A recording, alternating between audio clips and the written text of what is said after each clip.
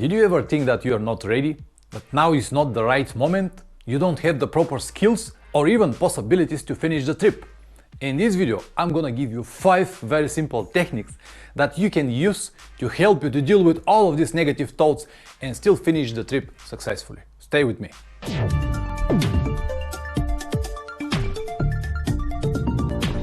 Welcome back. For those of you who don't know me, my name is Pavlin, I'm a motorcycle traveler. In this channel I usually upload anything related to long motorcycle trips, include some inspiring and motivation videos like this one, so you might consider subscribing. Andre V asked, "Hi Pavlin, a fan of your channel. Maybe a video that explores the mental conditions required for a long motorcycle journey, how to stay focused and how to deal with frustrations, euphoria during the trip, and how to prevent it clouding good judgment. Keep up the good work." Thank you very much for this question, Andre. First, I want to tell you that just because you have such thoughts, you don't need to consider yourself like a loser or not ready for an adventure. It is absolutely normal and we all have it from time to time. I, for example, when I start, I'm so pumped and I cannot wait and I want to jump into this trip and see as more as possible, but somewhere around the middle, I start to ask myself the questions, okay, what I'm doing here? Why the hell I came to the end of the world? I start to miss my family, my friends, and all of my decisions look like something very stupid. But usually it's go very fast, like a few minutes or few hours. And when the trip progresses and I'm going to the end of the trip, I like it so much that I don't want it to finish. I don't want to go back home anymore. Our brain is a very powerful biological computer and its primary function is to keep us safe. And because of that, will always provoke some doubts and push us to go to our normal daily life, because this is what the brain knows. This is where the brain have experience and know that it's safe. Anything that is not confirmed or proved from the brain, it's danger. And the brain will always try to eliminate it, or at least to have as minimum as possible danger or fear, if you want to name it. Fear is what keeps you outside of the tiger's cage instead of inside, right? I'm not saying that the motorcycle trips are danger like fighting with tigers. No, absolutely not. What I'm saying is that your brain always works on this surviving mode and try to keep you safe. And this actually, guys, it's like a game between you and your brain, back and forth, who is going to win, you or your brain. Once you understand this, the things became much more easier and you don't need to worry about it. And you might still have the questions, okay, and now what? How I'm gonna deal with this? These are good questions, isn't it? That's why I said at the beginning of the video, I'm gonna give you 5 very practical techniques and you can apply it immediately in your trips, and I guarantee that they will help you in 99% of the cases. Technique number 1, accept and forget. It sounds a little confusing, but let me explain to you. Accept the reality and forget about the rest. I said it many times, but I'm gonna say it again. The safety is just an illusion. There is no way to predict everything what is possible or might happen on your trip. It's impossible. It's like to have a crystal ball and see the future. So you cannot. And it doesn't matter how well or how bad your preparation is, you cannot predict the future. With this, I'm not saying that you have to go without any preparation. No, absolutely no. The preparation is the key of success. What I'm saying is that there is no even a small chance to predict the future. So you don't need to worry about it. Accept the reality and forget about the future. The rule I use is 90 by 10. 90% safety, 10% risk. I'll be more than happy to go to any situation if the risk is no more than 10%. This is very, very important to be able to calculate the risk. As I said, for me this is 90-10. With this simple calculation, I was able to go to so many places, even that some of these places were considered like the most dangerous. But I was there, I was traveling, and I come back safe in one piece. So this simple rule, this simple calculation worked absolutely perfectly for me, and I'm sure it will work for you as well. I will agree that the risk is part of the adventure. It will keep you motivated, inspired, and probably on focus. But I will never go on something like 50-50. 50 safety, 50% risk. No, absolutely not. First, because I'm a responsible person. I am a family man, a father, I cannot afford any mistakes. And secondly, because some people get confused and they make a mistake, and they mistake actually an adventure with stupidity. And I will never go this way, never ever. Technique number 2 is to live day by day. You don't need to see the whole trip. You can stop, slow down, or quit at any time. When you know all of this, the problems, the obstacles, or anything around the world will be much easier, because anyone could write one day, isn't it? Even you. It doesn't matter how hard or good is the trip, you can survive one day. I'm sure you can. So what is the problem? There is no problem. When you have to climb a long staircase, you don't need to see every single step. What you need is first step. You take the first step and then the second and then the third and then you'll see the rest. So take it day by day and everything is going to be much easier. Let me tell you one personal story. I said it in one of the videos, but probably you miss it. It's a little bit long, but it's a good moral story, so be patient and listen. When we were in Central Asia, in Tajikistan actually, a few years ago, the conditions over there, the situation and everything is, I will say, different. For me and my riding friend Dima, for us, we're coming from East Europe, and for us everything is a little bit more understandable because we have seen similar things. But for someone coming from the Western world, this is like a big, like a huge cultural shock. Anyway, one of the nights we stopped in the local guest house and we planned to have a nice night sleep and continue the next day.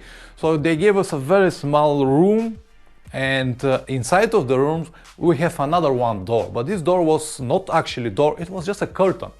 And once we move our luggage in, this curtain moved very slowly like this, and we saw a guy probably around 55 years old, very badly burned from the sun, and he just looked into our place and said very slowly, "Do you speak English?" And I said, "Yes, we do. What can I do for you?" He said, "Oh, thank you God, no one speaks English." And he started to complain about the whole situation. He actually was a bank manager from Switzerland, and he came to Tajikistan to ride a bicycle. He flew to one of the airports, and from there he took the bicycle and started riding in these terrible conditions, and this sun all the time, was 40 degrees, and he was pedaling, and he said, "It's horrible. I cannot make it. There's no way to make it. I cannot survive. And I'm riding from 5 days, I'm totally exhausted, I burn everywhere, I cannot handle anymore all of these trucks, all of this dust everywhere, and this sand and this hill climbings and this altitude, I cannot. I quit, I go home tomorrow." So it was the easiest way, or he was on the limit, or on the situation where his brain is acting and saying, go home, back, safe, back home. And he was in this condition, what we discussed now. So I said to him, "Listen, it's easy, you can quit anytime. Let's have a seat here now, we're gonna have a dinner, we're gonna drink from the famous rakia this is a handmade alcohol made in Bulgaria, Dima always carry with him, and let's talk about it." And we sat on the table, we have some drinks, and we start to eat, and I tried to convince him. I said, "Listen, you can quit anytime. You already have 5 days and you're almost in the middle." And he resists. "What middle? What are you talking about? I just started. I still have more 1,000 kilometers until the end. I cannot make it. I'll go home." But I was a little bit more pushy and said, "Listen, if you quit now, you'll go home, you'll sit on your desk, your workplace or whatever you work, and you will regret, because this is one of the lifetime experience to come to Pamir Highway. You want to ride Pamir Highway, and you came here with all of your passion and energy, and now your brain is playing with you and try to push you to quit. Please don't do it. You don't need to survive the whole trip. You just need to survive one day. Just stay here, relax a day or two, get your strength back, and after that, you will decide what to do. You can make another one day, and then another one day. You need to think only about one day. You don't need to think about all of these 1,000 kilometers. And he was thinking. I was pushing. On the end of the dinner, he said, "All right, you convinced me. I will stay. I will relax 2 days, and then I will continue. Thank you very much." So this was the moral story, was that you don't need to see the whole trip. You don't need to worry about the whole journey. If you have a problem like that, just stop for a while, calm down, think, give it a little bit time, sleep with the idea. On the next day, you will know what you have to do. Technique number 3 is to have a specific goal. It could be anything. To raise money for charity, to make a picture at the end of the world, to climb the most famous hill, or whatever works for you. But you should have something to inspire you and motivate you every single day. Something to remember in the good and the bad days as well. Especially on the bad days, something to remember and telling you, now you have to ride. It doesn't matter how bad it is, because you have a mission. You have to complete the mission. Without it, it's going to be so difficult. So me, for example, I accept all of my trips like a mission. And I cannot stop until the mission is completed. And the best motivation for me is my channel and all of you guys. I cannot quit because all of my family members, all of my friends, all of my Patreons, all of my sponsors, all of you guys, my subscribers and my watchers, you're my great and the best motivation. Because first of all, I want to do what I have promised, and also I want to share my experience with you guys. And I cannot quit, because if I quit everything I talk and everything I explain in the last few years talking about motorcycle trips will be like a lie. I want to show it to you in practice, and also to show you that everything I preach I actually do by myself. That's why I cannot quit, because of all of these guys. So it is so easy. Just find a purpose, find a goal, and always follow it. Technique number 4. It is what it is. I'm sure that you have heard me saying this all the time. It is what it is. Because guys, you cannot change the world, but you can change the way you see the world. If you think that the world is a dangerous place, guess what? Yes, it is a dangerous place. On the other hand, if you think that everybody is good and the world is wonderful and you meet only great people, guess what? You're right again. And now some of you might say, oh, Pavlin, please don't give us this positive thinking bullshit. Really? Did you ever try it? Did you ever try it at least once? You'll be surprised from the results. The brain, this powerful biological computer, is actually not so clever. It could be manipulated so easy, and the result will surprise you so nicely. Instead of sabotaging your thinking and your motorcycle trips, it could work for you. But you have to try it first. And the last technique, number 5, is actually very simple. There are no problems, only solutions. Yes, you have heard me right. No problems, only solutions. Everything what is possible to happen will happen because of you. You create the problem and you have to find the way to fix it. Forget about some kind of magic external force to help you to deal with your uncertainty and fear. When you examine all of these problems closely, you will realize that they are not that bad. For example, I cannot make it. Who said that? You or your brain? Or it's too technical? No, you just don't have enough practice. Practice more and you'll be alright. No, it's too cold or too hot, which is mean you have a really bad planning. You went there on the wrong time.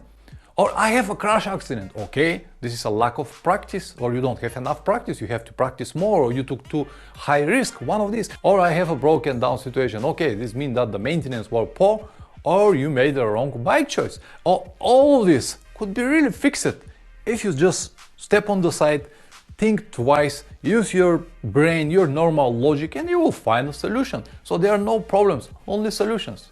Even if you have all of this at the same time, it is still your fault. You cannot blame anyone, the country, the government, your riding friends, your wife, your family, whatever. It is your fault because you took the decisions brought you there.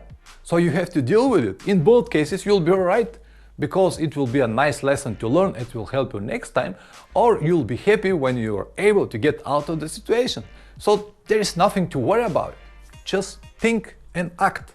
If you're still here after all of these minutes, check this video. It will teach you how to take the right decisions. Don't forget to subscribe and see you next time. Ciao.